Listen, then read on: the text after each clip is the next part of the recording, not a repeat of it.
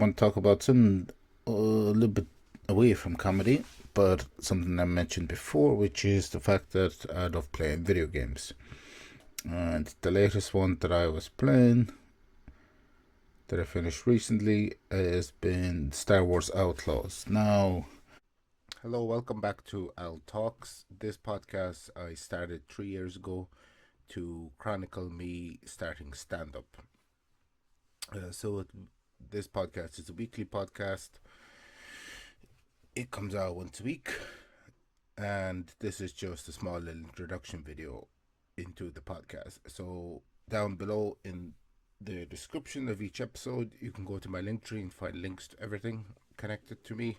This podcast is available on YouTube, which you're watching it on right now, and also on Spotify. But yeah, that is just a small introduction into this podcast and everything that goes along with it. Hello, welcome to another episode. Why did the volume go weird?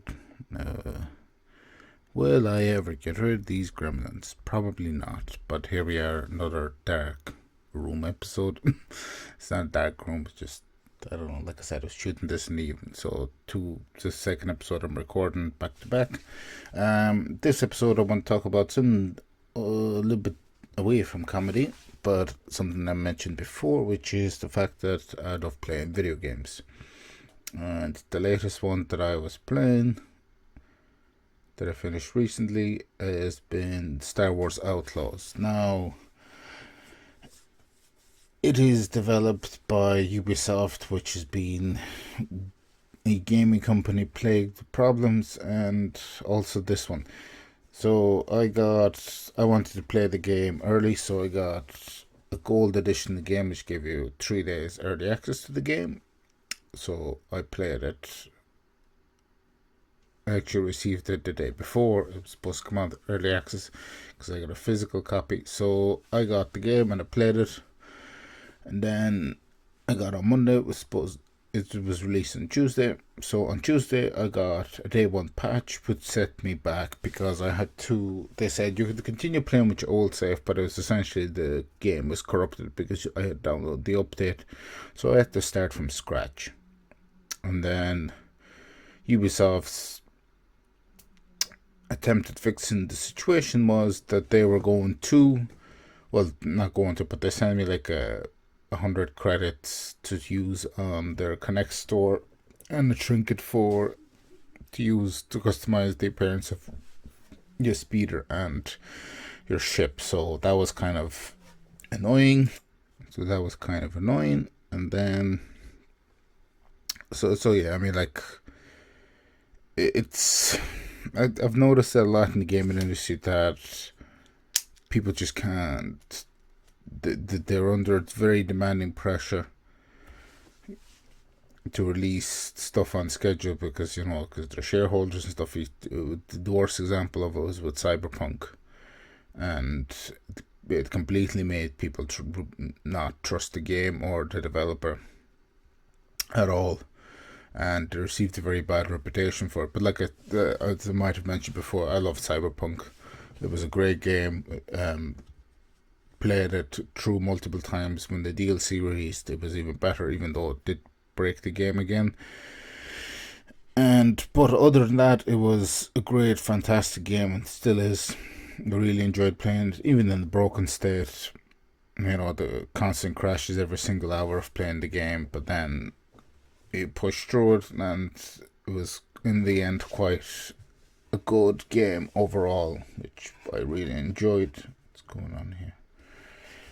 Seems okay. I'll continue, but yeah. So to get back to Star Wars Outlaws is essentially an open world game. You follow the storylines of a character called KVS and a little alien pet companion called Nix, and you're basically kind of like a freelance agent who goes around and completing jobs for various syndicate criminal organizations around the Star Wars universe. So there is the Shiga clan. Well, that's kind of a spoiler, but too bad. There is Crimson Dawn, which you see in the Han Solo movie. There's the Hutt Cartel, which is Jabba, because I don't know how much Star Wars lore you know, but Jabba, after the Hutt Council gets taken out, Jabba becomes the kind of, well, he's the only one left, so he becomes the kind of main Hutt guy. And then you've got the Pike Syndicate, which you also see in Han Solo. Pike soldiers, and you see it in Boba Fett, I think, as well. And I think the Mandalorian, maybe, I'm not too sure, I can't remember. In the terms of the Star Wars storyline or timeline, it's set before Empire Strikes Back, because, or not the Empire Strikes Back, Return of the Jedi, because Jabba is still alive. Now, if you consider that a spoiler, that movie came out 40 odd years ago, so it's not really a spoiler at this stage. That's on you if you didn't watch it really at this stage. So nothing to do with me. But yeah, so that's kind of, it's before the Revenge of the Jedi takes place. So that is the storyline or the timeline where Star Wars Outlaws takes place. Did I like it? There was a lot of Ubisoft make the Assassin's Creed games, and I found like the parkour and stuff was a bit clunky.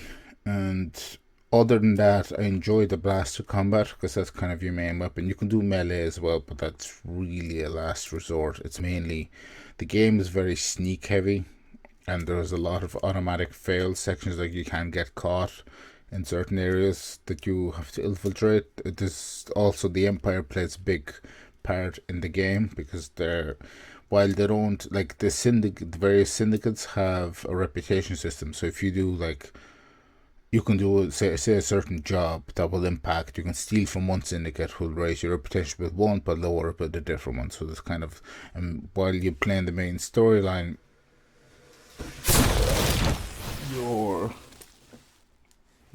that's felt, but anyway, your reputation will go up and down with certain syndicates depending on choices you make.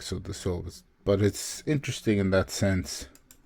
Yeah, it's interesting in that sense. You kind of, if your reputation goes too low with a certain syndicate, and they will send like death squads after you until you get back in their good graces. So it's interesting in that sense. But yeah, there's a couple of game mechanics in the game that I didn't enjoy, but overall it's very interesting to play like an open world Star Wars game, because like I said, it's never really been done. Because I think, I didn't play it, but Jedi Survivor I think is a bit open world, but I'm not sure. But yeah, overall, like I said, a lot of just big gaming companies and gaming studios have been suffering, just kind of working to deadlines and stuff like that. So it's difficult for them to get stuff out on time, especially with leakers and things like that.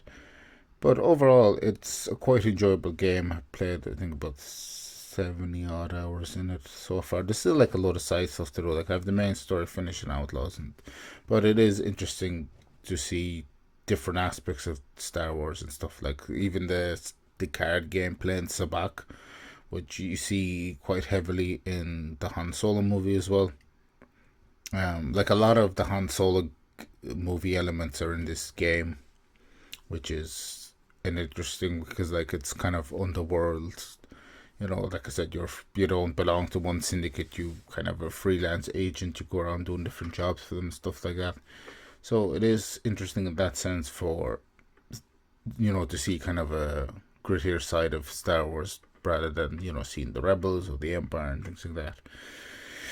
But yeah, overall opinion, it is a good game. It's just a pity that it had a rocky start. Hopefully with the expansions coming later this year and then next year, we should see more content added to it. It would be interesting. There'll be more stuff from Lando Calrissian, and then Hondo, who is a big character in Star Wars Rebels. So good to see that in the coming months. But yeah, so this, like I said, is just a catch-up episode because I was not able to record. So this will be the second one this week, and then next week I'll be going to see Sam Brill and talking about that, and I'll also be watching the second night of Kill Tony live podcast in the Madison Square Garden in New York.